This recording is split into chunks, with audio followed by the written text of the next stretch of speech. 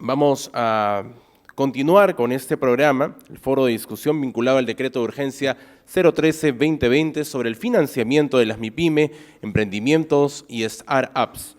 A continuación invitamos al señor Héctor Chávez, de la Dirección de Instrumentos Financieros del Ministerio de la Producción, quien es el moderador sobre el siguiente panel de discusión de las medidas vinculadas con instrumentos financieros factoring del arrendamiento financiero y órdenes de compra del Estado peruano.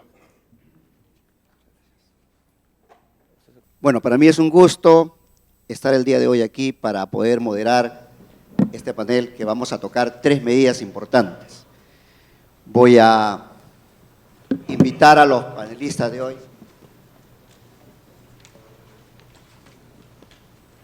vamos a presentar al señor Francisco Marshall, que es el presidente de la Asociación Peruana de Factoring, APEFAC.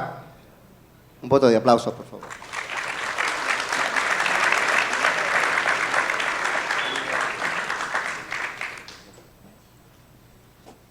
Al señor Víctor Sánchez Azañero, gerente general adjunto corporativo de la Bolsa de Valores de Lima.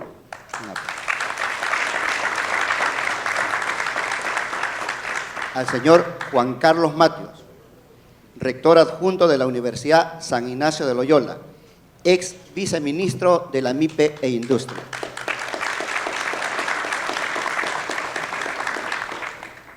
Al señor Guillermo Marino, director general de Economía y Financiamiento Ambiental del Ministerio de Ambiente.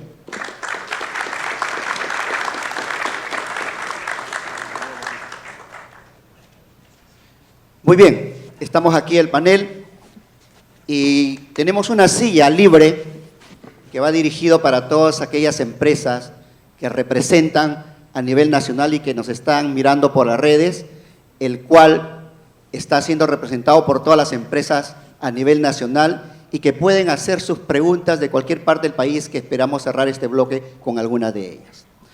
El tema que vamos a tratar hoy es tres medidas o tres instrumentos que están contenidos en el decreto de urgencia, que es el factoring, órdenes de compra del Estado y el leasing, que lo conocemos como arrendamiento financiero. Voy a empezar, antes de dar un panorama de estas tres medidas, algunas reglas que debemos tener en cuenta en este debate. El tiempo es cruel en estos momentos y tenemos que regirnos al tiempo que nos han asignado, y por eso voy a permitir a los panelistas que tengamos un rol que les voy a comentar. Va a haber un comentario general que lo voy a hacer yo, después van a tener una intervención para que puedan comentar sobre estas medidas durante 4 minutos, una primera intervención, después vamos a tener una réplica de 3 minutos y concluimos con 2 minutos de cada uno para poder dar la conclusión final de los temas. Tenemos una pantalla que nos va a poder medir el tiempo para nosotros tratar de complementar cuando ya el tiempo se está acercando para el fin. Muy bien, vamos a empezar a comentar sobre el primer instrumento, que es el factoring. El factoring es negociar facturas. Y en el Perú la negociación de facturas se han hecho hace muchos años. ¿Y quiénes lo hacían? Las grandes empresas, porque tenían de respaldo una línea de crédito, pero muy lejos para la micro y pequeña empresa. En el año 2010 se publicó la ley 29623 que creó la factura negociable como título valor, en el cual era accesible para la micro y pequeña empresa. Se tuvieron que hacer cambios importantes normativos para que esta operación inicial se diera en agosto del 2015. Y desde ahí la negociación se ha ido incrementando considerablemente, porque tuvimos la participación de otros actores, como el señor Wilson ya lo comentó. Tenemos 70 empresas que están registradas en el portal de la Superintendencia de Banca y Seguros y que vienen negociando facturas y que han contribuido para que las estadísticas puedan sumarse año a año en forma positiva. Como referencia, en el año 2016, que fue un año completo de negociación inicial, se negociaron 2.654 millones de soles. Y en el año 2019 hemos cerrado con 13.600 millones de soles, que todavía representa una cantidad muy baja, 1.7% del Producto Bruto Interno. Sin embargo, internamente tenemos una expectativa de llegar por lo menos al 4%. Es decir, de aquí a 2 años, llegar a negociaciones anuales de 33 millones de soles. Muy lejos todavía en la brecha que tiene nuestro país vecino del sur, que negocia el 10% de su PBI. En ese sentido, para poder acceder o que las empresas puedan acceder a este instrumento, es que hemos escuchado que el Decreto de Urgencia 013-2020 contempla cambios muy importantes, como por decir, agilizar la operación en 8 días calendarios de lo que antes eran 8 días hábiles. La validación de la factura se daba a través de Cavalli. Ahora la factura va a salir confirmada a través de los portales de la SUNAT. Y eso es un gran avance. Esperemos que con estas medidas las estadísticas sigan aumentando hasta llegar al objetivo que nos estamos planeando.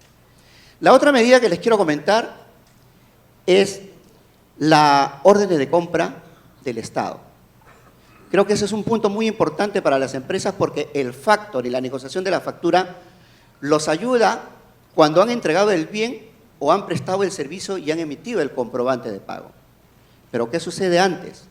Cuando tienen una orden firme para atenderla y no tienen capital de trabajo. ¿Qué están haciendo las empresas ahora?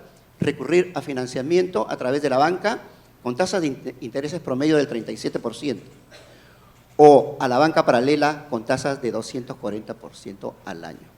Pero sin embargo no tienen otra alternativa por el momento de acceder a ellos, minimizando su rentabilidad.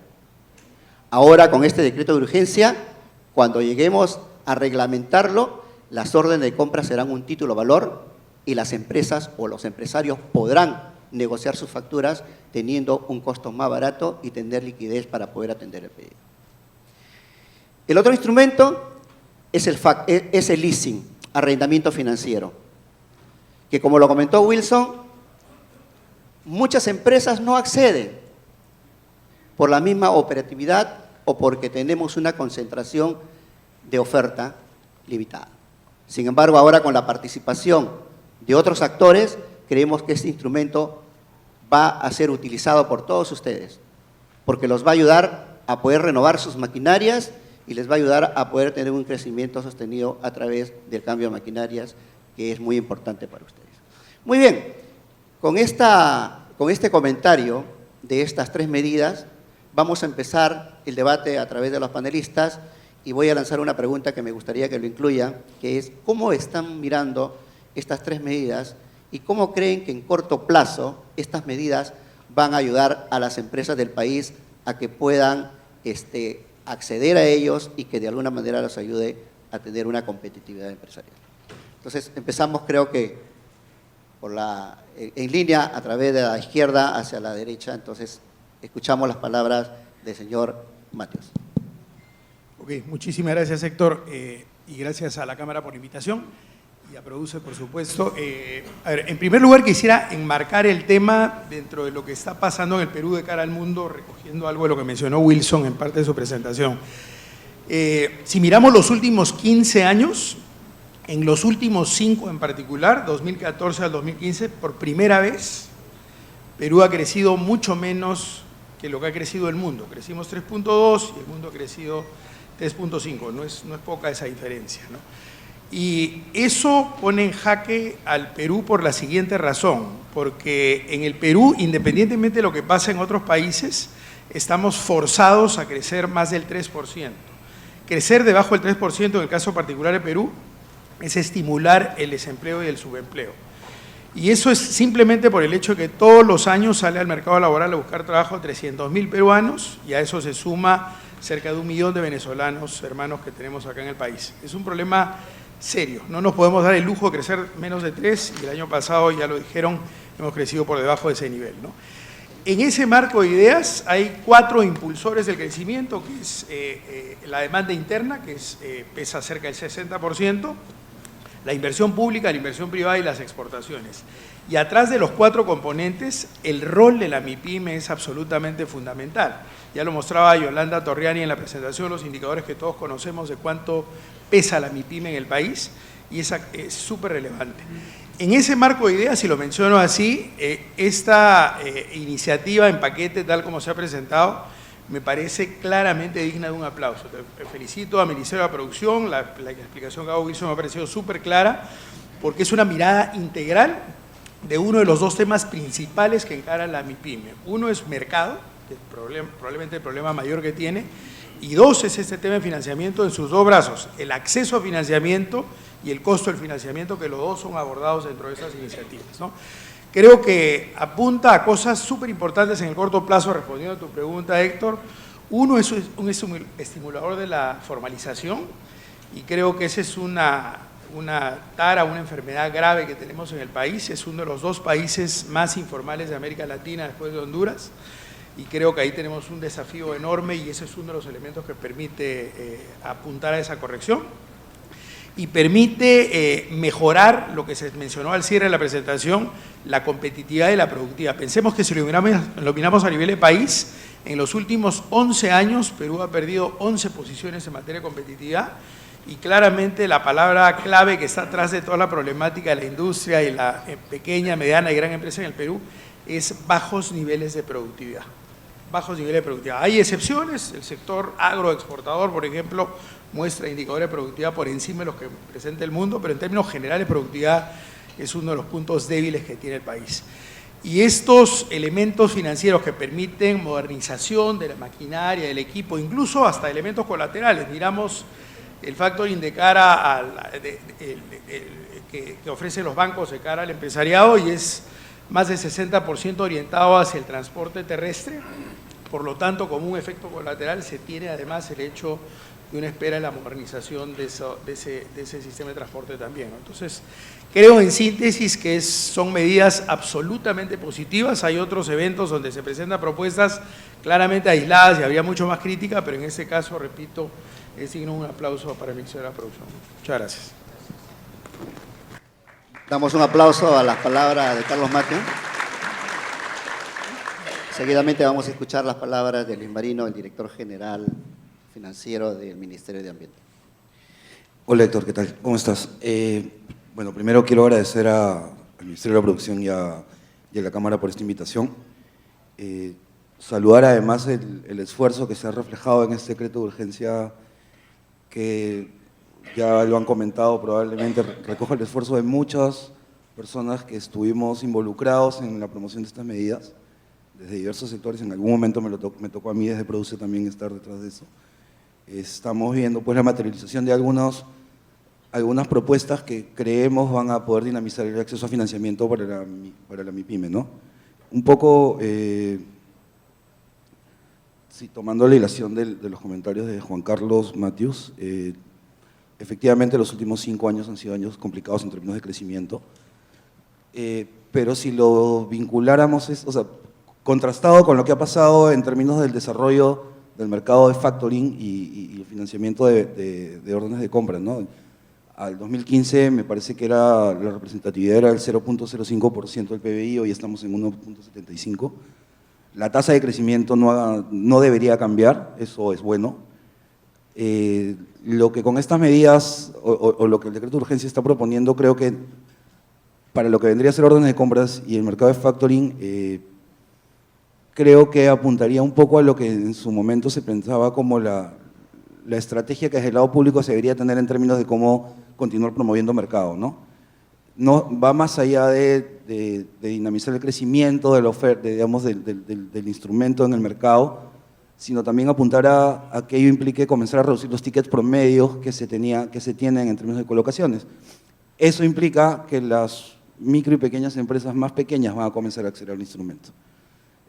Y estas medidas creo que apuntan a eso porque por un lado estás permitiendo que en el modelo de negocio de las empresas no reguladas, que hoy por hoy van a poder acceder a recursos públicos que van a de alguna manera dinamizar el mercado, en términos concretos el costo del dinero se va a abaratar y consecuentemente la posibilidad de tomar un poco más de riesgo se abre, ¿no?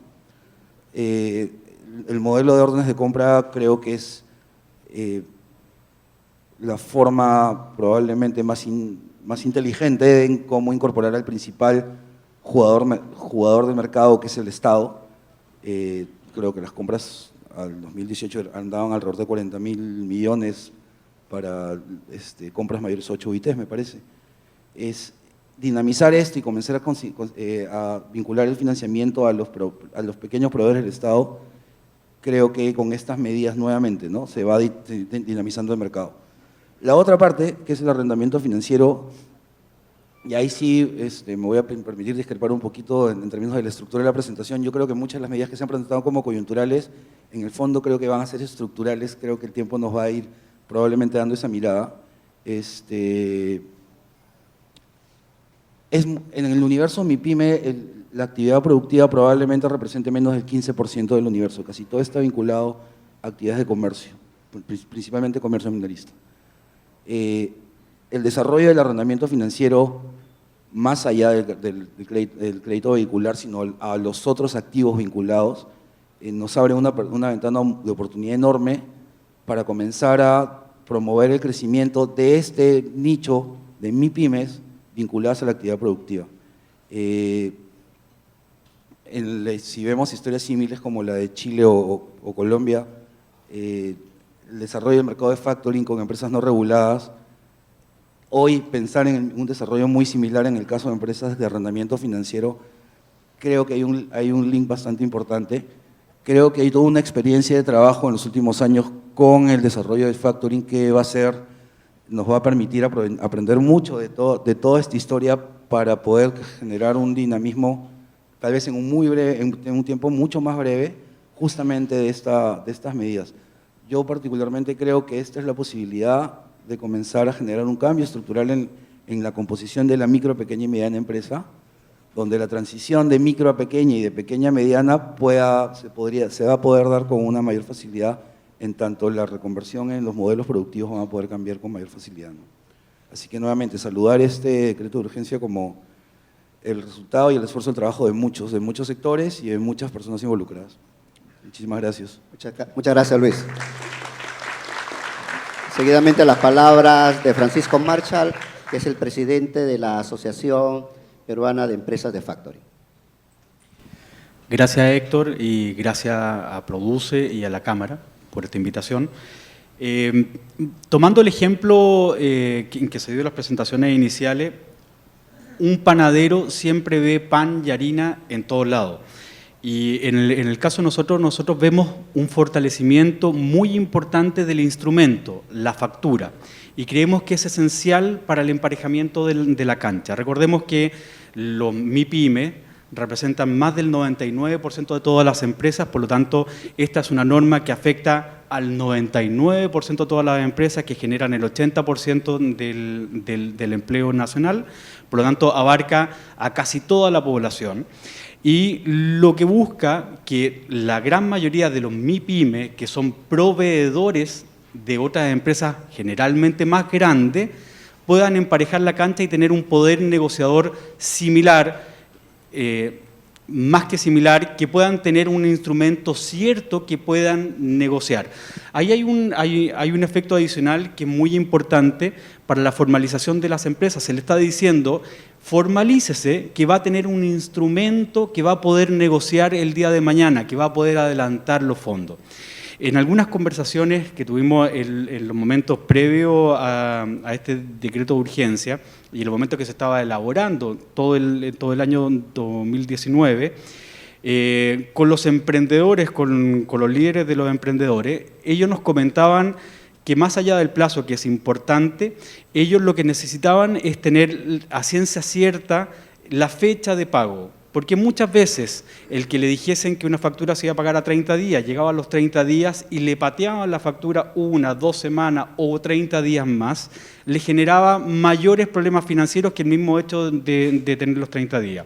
Al fortalecer el instrumento, poder crear una forma de cobro efectiva, permite que los grandes pagadores no puedan hacer lo que quieran en el momento del pago.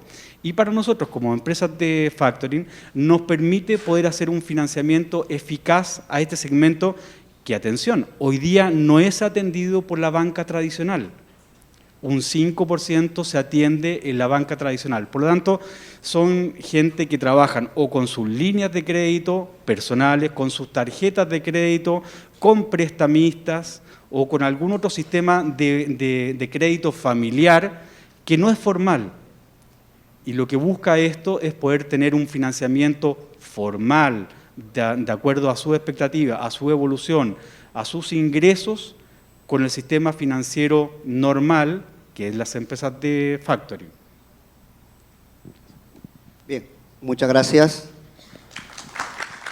Ahora cedemos la palabra a Víctor Sánchez, gerente general adjunto de la Bolsa de Valores de Lima. Gracias, Héctor. Buenos días con todos. Primero, agradecer al Ministerio de Producción por la invitación y a la Cámara de Comercio por su siempre grata invitación a participar en los foros.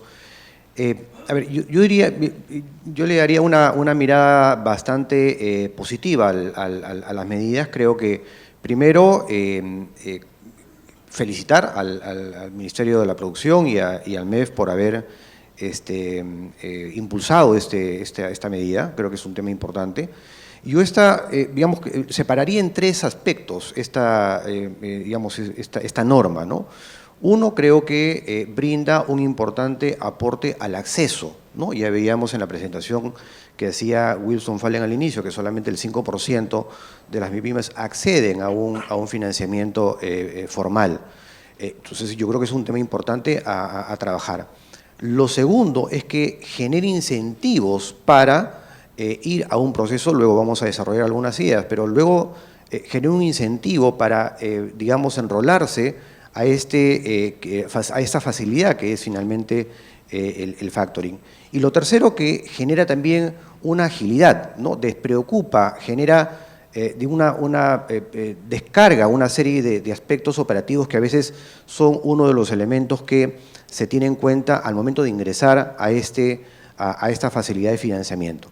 Respecto al acceso, me acuerdo que hace 3 o 4 años, ¿no? Cuando veíamos la situación del factoring en el Perú, veíamos solamente 4 o 5 empresas que tenían el negocio de factoring y que finalmente estaba fundamentalmente, digamos, centrado en el sistema financiero. Hoy tenemos 70 jugadores, ¿no? 70 empresas que lo que permiten es darle un mayor impulso digamos, a las empresas, a los proveedores fundamentalmente, que quisieran negociar. Antes, digamos, habían 500 proveedores negociando, hoy han pasado por Cavalli cerca de 13.000 proveedores ya financiando sus facturas, ¿no? Y eso es importante. Se veía en las estadísticas, a la fecha nosotros tenemos registrado casi 30.000 millones, ¿no? de facturas que han sido negociadas en los últimos 3 años de vigencia o de ajustes a la normativa. Entonces, creo que si bien es cierto, sí ha avanzado, todavía hay una tarea por concluir. Y esa tarea fundamentalmente, por ejemplo, está enfocada en los proveedores del Estado, donde creo que hay que darle todavía alguna atención especial. Eso por el lado del acceso. Creo que genera incentivos porque disminuye los plazos, ¿no? Bien lo decía Héctor hace un momento, antes la confirmación era de 10 días, ¿no? Ahora es de 8 días.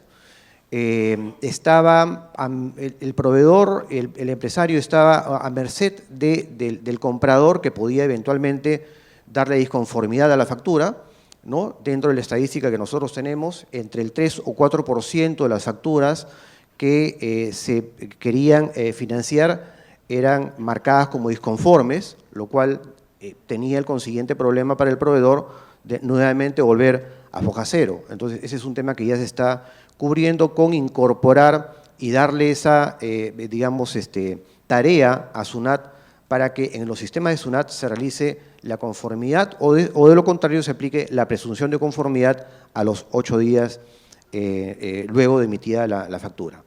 El otro tema es que el comprador no va a poder utilizar el crédito fiscal si es que no le da conformidad o se aplica presunción a la factura comercial, lo cual también es un incentivo, o digamos, incentivo o desincentivo para el comprador, ¿no?, de no dar una conformidad sin que tenga una razonabilidad. Entonces, creo que ese es un tema que también aporta al incentivo. Y la agilidad operativa está en el sentido de que, por ejemplo, una factura comercial tenía hasta 7 plazos para ser confirmada, hoy se reduce a 2, ¿no?, y es un tema importante. Antes había todo un proceso que el emprendedor y el proveedor tenía para registrar su factura, entregárselo a la empresa de factoring, luego ingresar la Cavali, en fin, una serie de pasos. Hoy no, hoy se hace todo a través de SUNAT. Entonces, digamos que hay una serie de medidas que incorporan, que seguramente luego lo vamos a desarrollar, pero que traen, digamos, aportes fundamentales, importantes, para que esta agilidad que todo el mundo espera, no solamente desde el punto de vista de los proveedores, sino también de quienes tienen, ¿no?, a su cargo el financiamiento, esperan, ¿no?, tener una mayor rotación y evidentemente generar beneficios para todo el ecosistema, ¿no? Muy bien, gracias, Víctor. Hemos concluido con esta primera intervención de comentarios y creo que una conclusión en esta primera ronda es de que el decreto de urgencia son medidas acertadas y que creemos que se van a apoyar. Vamos a entrar a la segunda ronda de comentarios, en el cual complementamos algunos comentarios de algunos de los panelistas y también con una segunda pregunta. ¿Qué medidas creen que debe incluir, así en términos generales, dentro de los reglamentos que vamos a hacer, que lógicamente va a ser con participación de la oferta, demanda y actores que son los beneficiarios, para poder realizar o llegar a concluir el reglamento que va a ser operativo a estos instrumentos?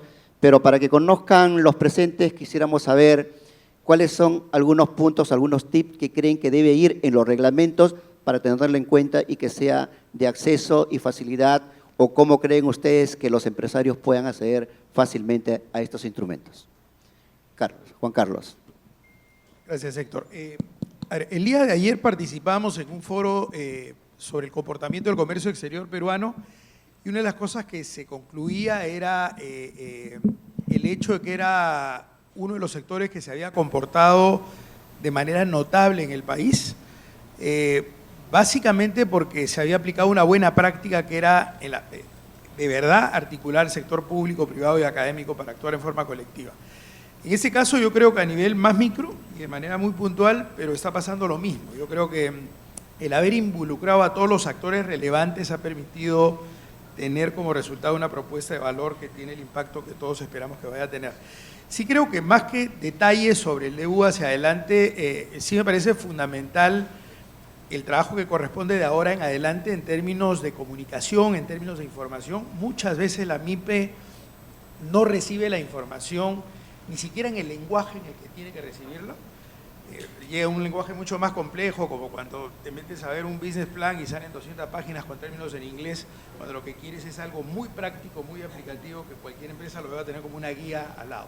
Entonces creo que hacer ese esfuerzo de traducirlo en un lenguaje simple, ponerlo en guías prácticas y hacer un trabajo comunicacional involucrando a los gremios, como en este caso, involucrando a la academia, creo que es un tema absolutamente fundamental para mostrar luego casos de éxito de aquellos que aplican y se acogen a ese tipo de mecanismos y errores frecuentes a la hora de acceder a él, ¿no? Me parece importante también en materia de compras del Estado acercar a la institución del Estado a las MIPES. En algún momento se hizo ese esfuerzo de tener a todos los representantes de los ministerios, a las áreas de logística de esos ministerios, y a una declaración abierta de cómo se viene el compromiso de compras a lo largo de un año, de tal manera que la empresa pueda planificar su participación vendiéndole al Estado también, ¿no? Y creo que ese es un ejercicio que es definitivamente importante.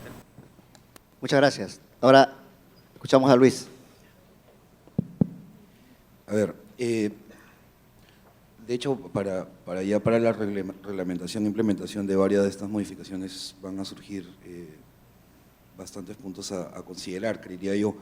Yo quisiera centrarme básicamente en dos. Primero, aprovechar lo que el decreto de urgencia plantea en términos de gobernanza para la gestión de los recursos públicos que se van a destinar para eso.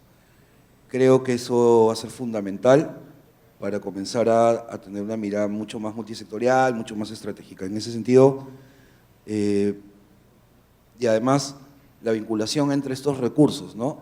Hoy vamos a tener un fondo MIPYME emprendedor, que es una forma de repensar el fondo MIPYME y los instrumentos no financieros que están ahí, entiendo yo.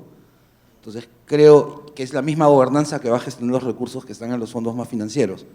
Entonces, sí es importante ver la forma en cómo vincular tanto los instrumentos no financieros con los financieros. Creo que eso es uno de los principales retos en términos de lo que se va a venir para la implementación.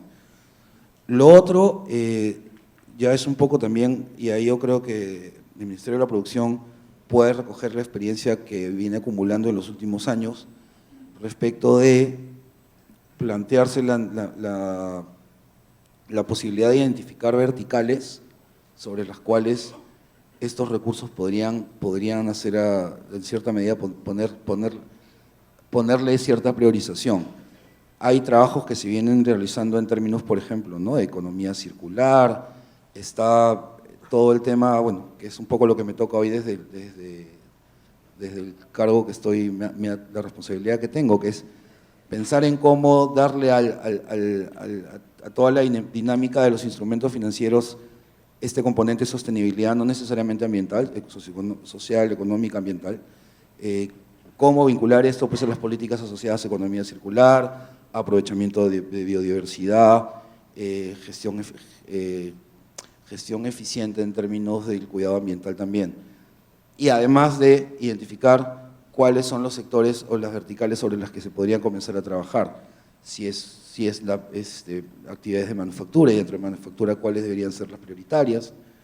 Creo que por ahí hay un trabajo interesante donde Produce tiene bastante información sobre la cual podría comenzar a pensar a qué sectores ponerle las balas, ¿no?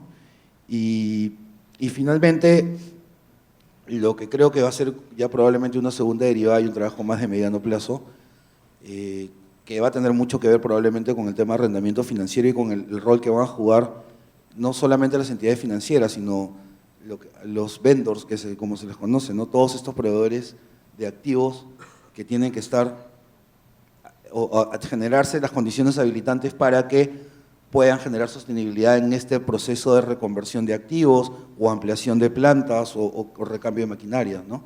Ahí yo creo que hay experiencias que se podrían recoger. Yo podría citar lo que en cierta medida las cajas municipales comenzaron a trabajar con las líneas de créditos verdes para temas de eficiencia energética, donde en el diseño del modelo el principal dolor que encontraron fue justamente en identificar los vendors correctos que aseguren la sostenibilidad del producto, ¿no?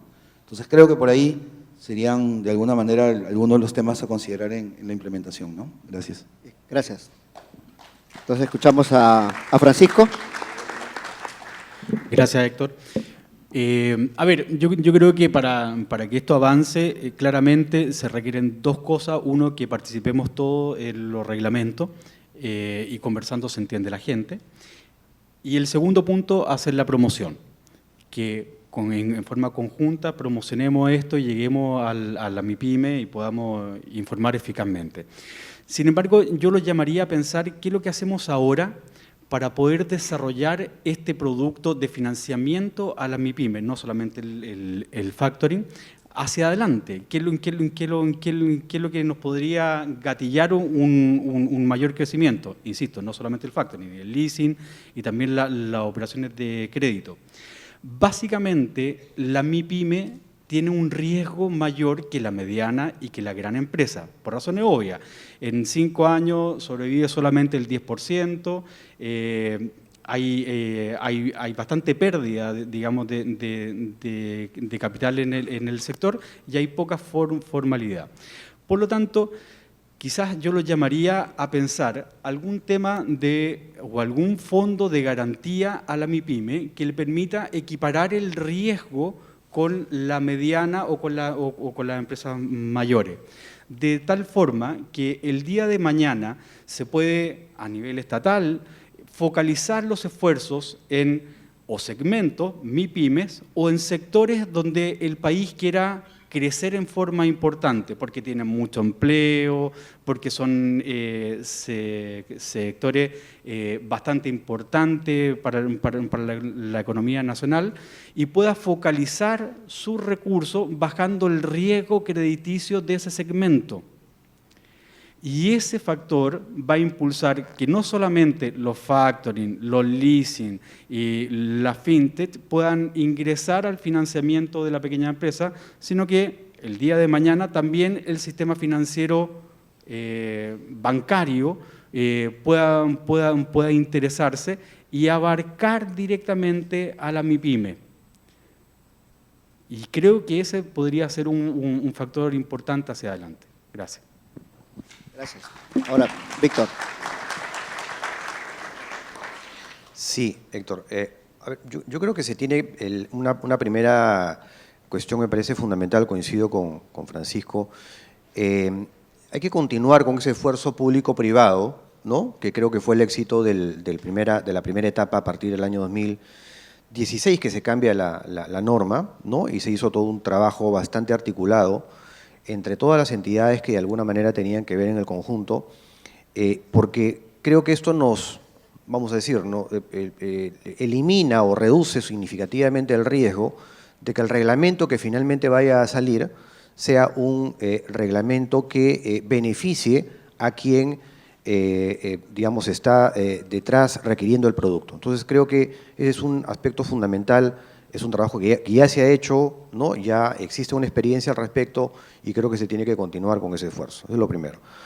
Lo segundo, me parece importante, ya lo mencionó Wilson también me parece en su presentación, creo que el Estado es el gran ausente, ¿no? en este proceso de factoring, ¿no? Lo que nosotros vemos es que de los 20.000 compradores o 21.000 compradores que han pasado por Cavalli, ¿no? Ni el 1% son entidades del Estado, ¿no? Entonces creo que ahí hay una tarea importante que realizar. De hecho, va a contribuir el tema de la incorporación de un nuevo título valor, ¿no? Vinculada a la orden de compra, y yo creo que eso va a ser, digamos, algo que va a direccionar la participación de las entidades ejecutoras del Estado en forma importante. Entonces, un segundo tema que creo que es muy, muy importante. Lo segundo, o lo tercero en este caso, creo, y ahí coincido también con los que antecedieron, es que se requiere un esquema articulado de educación financiera, ¿no? Y acá no estamos hablando de un tema necesariamente con el proveedor o con el comprador, creo que este es un tema en general de difusión en el que cada una de nuestras entidades viene haciendo una tarea, ¿no? Pero que se pierde, se diluye si es que lo vamos a hacer en forma individual. Y creo que todos estamos esperando o estamos contribuyendo al mismo objetivo, que es dar a conocer, ¿no? Estos beneficios, estas facilidades, ¿no? Yo creo que son fundamentales estos cuatro temas. Y lo otro el último punto que me parece también fundamental es que los esfuerzos sean articulados, ¿no? El reglamento articulado es un tema, pero los esfuerzos articulados respecto a cómo nos acercamos o con qué productos nos acercamos digamos, a quienes demandan esta facilidad, creo que es muy importante, ¿no? Y ahí las entidades en general del Estado, conjuntamente con las entidades que realizan, que tienen a cargo, digamos, llegar a cada uno de los actores, es fundamental nos pongamos de acuerdo de cómo es que tenemos que trazar esta hoja de ruta para llegar a ojalá 9, 10 o inclusive superar el 12% del factoring que se realiza ahora en Chile, ¿no? hasta los años anteriores, ¿no? Creo que serían los temas centrales, ¿no? Muy bien. Hemos concluido con esta segunda fase. Vamos a entrar a la etapa final Y aquí me gustaría hacer algunas preguntas a los panelistas, un poco más directas, relacionado al campo de trabajo que vienen ejecutando. Por ejemplo, la pregunta para Carlos Matthews es, ¿cómo ve la academia? ¿Cómo es que la academia va a apoyar en este tipo de instrumentos? Si es que internamente tienen alguna área de emprendimientos o ayuda al empresario para que articuladamente con el Ministerio de la Producción también podía ser involucrado en los temas de reglamento, de promoción y difusión. Sin duda, incluso me permitiría hablar no solamente como la San Ignacio de Loyola en particular, sino hay varias universidades que tienen centros y escuelas de emprendimiento y por supuesto hay toda la disposición de coparticipar en esa línea, ¿no? Me permitiría, Héctor, plantear dos ideas de cierre. Uno, una preocupación que es la institucionalidad, la representatividad que tiene la MIPE. Hay múltiples gremios que se atribuyen representación de algunos grupos de microempresarios, pero no hay una sola unidad que dé cara al Estado. Y lo digo porque cuando se negoció, por ejemplo, el TLC con Estados Unidos, 2003-2004, se necesitaba una cara visible de la MIPE que negocie en favor de la MIPE en el TLC.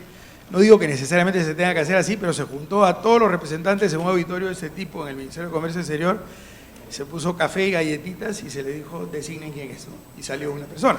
No digo que sea esa la forma necesariamente, pero sí de cara al Estado tiene que haber una representatividad mucho más clara. Y lo segundo es recoger una práctica que a mí me ha parecido buena del Estado, que fue este formato de los GORES, donde cada 3-4 meses el Ejecutivo se reunía con los representantes de los gobiernos regionales. Y digo esto porque, dado el peso que tiene la MIPE, sería interesante un planteamiento de esa naturaleza, es decir, que las MIPES bien representadas se reúnan cada 3-4 meses, armen una matriz de responsabilidades de cada uno de los ministerios y sea un arqueo cada 4 meses para ver cuándo se va avanzando y que la propia prensa y el público general audite cuándo se va avanzando al respecto. Escuchamos a Lucho. Una pregunta relacionada al medio ambiente. Sabemos que en las industrias tenemos que avanzar con estos instrumentos que van a facilitar poder adquirir maquinaria, tener capital de trabajo o liquidez, pero tenemos que cuidar el medio ambiente. ¿Cuál sería la recomendación para los empresarios que van a acceder a este tipo de financiamiento y tener en cuenta dentro de su esquema de trabajo, dentro de su plan, la protección del medio ambiente? Gracias, Héctor, por la pregunta. Yo me voy a tomar unos 20 segundos para mencionar algo que creo previo a ello y está un poco vinculado a la ronda previa. Creo que mucho lo que ha rescatado este decreto de urgencia fueron trabajos que se realizaron de una manera bastante articulada e institucional sobre esta mesa ejecutiva que mantuvo por cierto tiempo para el desarrollo de instrumentos financieros. Varios de los que están acá han participado de esa mesa. Esa mesa permitió que mucho de lo que se está reflejando pueda pasar a reflexión de los sectores, de los actores privados. Ese es un espacio que creo que se debe rescatar para lo que se viene. Eso es uno. En ese marco y un poco también la vinculación que hemos tenido con Produce para la implementación de lo que va a ser el plan de competitividad y específicamente el tema de financiamiento,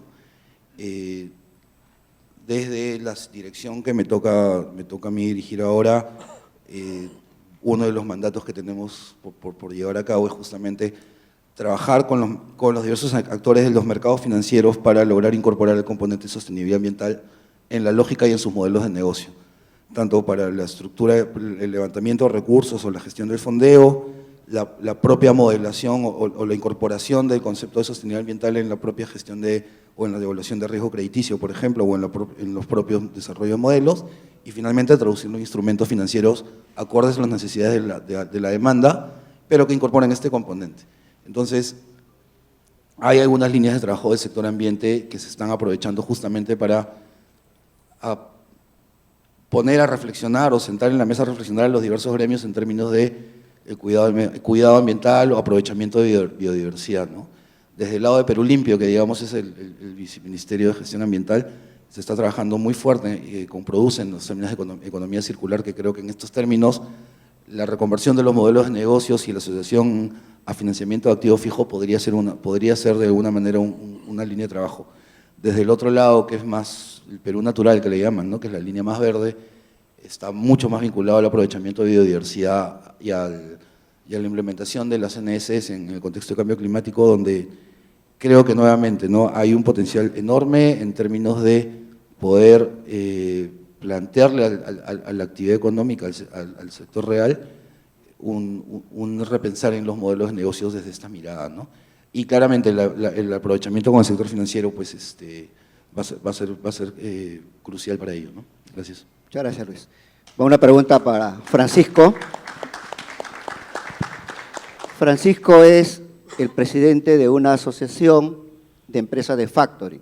Yo quisiera, Francisco, que expliques aquí al área presente, que son la mayoría empresarios, de que cómo las empresas de factoring atienden una negociación de factura de una manera muy simple para que sepan cómo pueden acceder cuando tienen una factura que la tienen que cobrar a 60, 90 o 120 días y que lo pueden hacer rápidamente efectivo y que más adelante, cuando las órdenes de compra se constituyan en título de valor, cómo es que estas empresas también podrían entrar a negociar estos títulos de valores.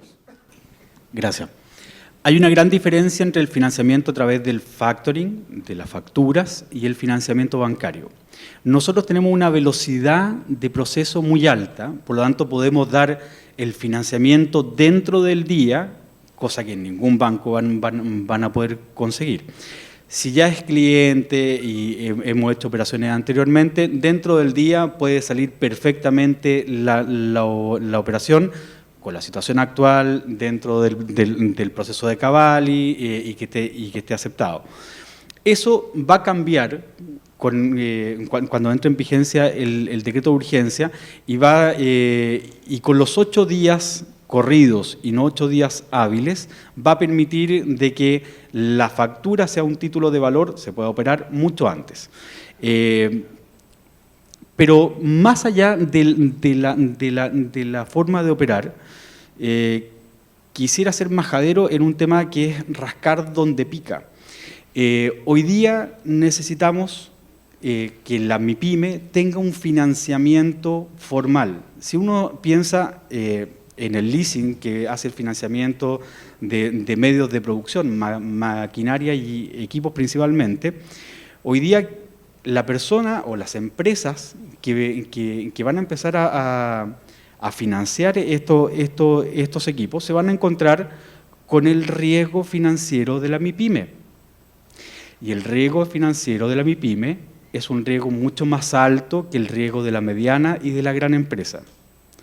Por lo tanto, una forma de poder aumentar el financiamiento a las pequeñas y medianas empresas que representan el 99% de las empresas nacionales y que dan el 80% del empleo nacional, es poder disminuirles el riesgo. Y eso va a ser un factor fundamental para el crecimiento de todo el financiamiento, todas las estructuras de financiamiento en el sector MIPYME. Y creo que ese es el siguiente paso más importante que sí debiera empezar a procesar, produce el Ministerio de Economía, la academia, cómo poder hacer eficiente el abordar este segmento. Volviendo a la pregunta inicial y para dejarlo claro, las empresas de factoring podemos entregar los fondos desde el primer día hasta el 12º día, que se cumplen más o menos los 8 días hábiles que está puesto hoy día.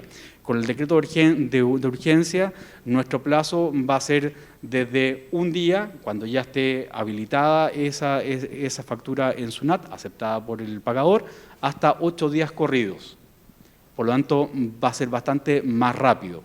Y si la factura tiene más de 8 días en SUNAT, va a poder ser girada el mismo día. Gracias. Gracias. Y la última pregunta para Víctor, que es el gerente general de la Bolsa de Valores. Quería consultarte sobre los títulos de valores y que ahora las órdenes de compras también lo van a hacer. cómo es que Cavalli está pensando y cómo agilizar esta parte operativa, que lógicamente lo vamos a tratar seguro cuando conversemos sobre el reglamento, pero para que conozcan los presentes cómo está pensando Cavalli y cómo es que ve este instrumento para apoyar y agilizar la operatividad en favor de ellos.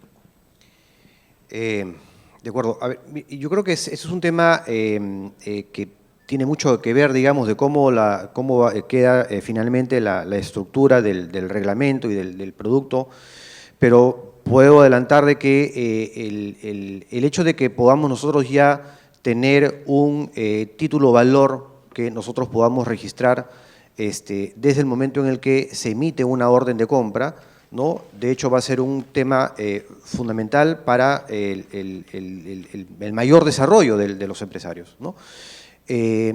Lo que nosotros tenemos internamente es una lógica bastante parecida al funcionamiento de una factura negociable.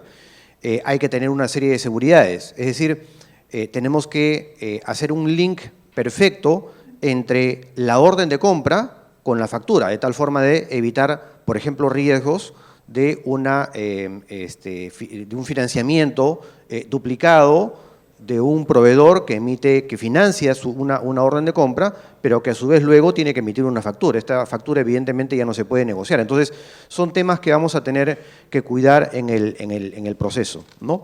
Lo otro es que vamos a tener una interrelación, o estamos pensando tener una interrelación directa y permanente con los sistemas que tiene el Estado a disposición, porque tenemos que controlar muy bien en qué momento se procede con el pago. La vigencia de la orden de compra tendrá que estar asociada a el momento en el que la entidad ejecutora o la entidad que solicita el producto o el bien, ¿no? Tenga dentro de los sistemas del Estado consignado en qué momento se procede con la entrega del producto y, por tanto, esa información tiene que de inmediato ser registrada en Cavalli. Es decir, hay todo un proceso que seguramente será parte del desarrollo ya normativo que tenemos que ver conjuntamente con Produce y con todas las entidades involucradas en el proceso, ¿no? Bien, muchas gracias. Estamos terminando. Yo voy a dar la conclusión de estas intervenciones rápidamente. He tomado nota y brevemente voy a comentarles. Todos estamos convencidos, lo que hemos comentado el día de hoy, de que el decreto de urgencia, las medidas son acertadas y que creemos que van a ayudar eficientemente en favor de las MIPYs, porque tienen acceso, incentivo y agilidad, por lo que hemos escuchado, y yo también creo que el decreto de urgencia es la mejor medida que se ha tomado en los últimos tiempos. La participación de todos en la elaboración del reglamento. Como lo decía Víctor, efectivamente ya tenemos una experiencia de hacer trabajo conjunto y para el reglamento también lo vamos a hacer igual. Tal es así que desde la Dirección de Instrumentos Financieros estamos promoviendo la creación del grupo técnico financiero que antes era la mesa técnica financiera y que hoy va a ser grupo técnico en el cual ya el trámite está hecho, está en la última fase. Esperemos que en la próxima semana tengamos ya la conformación de este grupo porque va a ser muy oportuno y necesario para las coordinaciones y la reglamentación de este decreto de urgencia. Así que en eso estamos avanzando. El otro tema que hemos comentado es promocionar y difundir las medidas de estos instrumentos. Eso es algo que tenemos que participar todas las instituciones, no solamente el Ministerio de la Producción, sino todas las instituciones involucradas, y en eso estamos en la programación, porque estas medidas, estos instrumentos tienen que ser conocidos en todo el país. Hoy mismo estamos a nivel nacional, se está transmitiendo en vivo y esperemos que de las regiones escuchen los gobiernos regionales también, que es una tarea de todos, que los gobiernos regionales son parte importante en la difusión y los gobiernos locales y todas las instituciones públicas y privadas, porque esto tiene que ser de conocimiento público para que las empresas o los empresarios puedan acceder a ellos. Así que eso es un trabajo que tenemos que hacer. Tenemos un trabajo muy fuerte, todas las instituciones involucradas. El otro tema es de la participación del Estado en la negociación. Comentaba Víctor que en los registros y en las operaciones en Cavalli solo el 1% son del Estado. Efectivamente, porque Estamos trabajando en ello también y ya el expediente se encuentra en el Ministerio de Economía y Finanzas. Esperemos que en los próximos días también ya se esté fijando a través de una resolución directoral el plazo para que las entidades del Estado tengan una directiva, cómo atender las operaciones de la factura negociable, y hoy tendrán otra nueva directiva, cómo atender las operaciones de las órdenes de compra. Por lo tanto, el Estado tiene que dar todas las facilidades a los empresarios para que puedan sí o sí negociar sus facturas y órdenes de compra. La participación de los productos articulados. Es cierto, los productos financieros que estamos trabajando aquí vamos a tener que articularlos no solamente con la mesa o el grupo técnico, sino con todos los actores, oferta, demanda, entidades que tienen que ver con las normas y también los usuarios que son ustedes, de tal manera que tiene que haber una representatividad gremial para poder trabajar este reglamento y que este reglamento sea para que puedan utilizarlo todos. Así que el objetivo de este decreto de urgencia es que las empresas sean competitivas a través de estos beneficios. Bueno, esa es la parte, ya los comentaristas han hablado de todos los, de acuerdo a sus expectativas y de acuerdo a la labor que vienen desempeñando, y estamos convencidos que estos instrumentos van a ayudar mucho. Y nosotros desde el Ministerio de la Producción estamos atentos a las necesidades que tengan ustedes para darle un soporte a través de una capacitación, asistencia técnica o lo que ustedes estimen conveniente. Entonces, antes de ya concluir, vamos a pedir a los panelistas ponernos de pie para la foto del grupo, y nosotros desde aquí, un día muy especial, hoy es Día de la Amistad, creo que le doy un abrazo para todos y que sean felices con las familias. Bien, nos acompaña en la fotografía, por favor. Héctor, Luis, Francisco, Víctor y Juan Carlos. Por favor, nos acompañen en la fotografía. Bien lo decía Héctor Chávez, feliz día del amor y de la amistad. Una sonrisa de amistad, por favor. Bien, muchísimas gracias a este panel. Aplauso, por favor.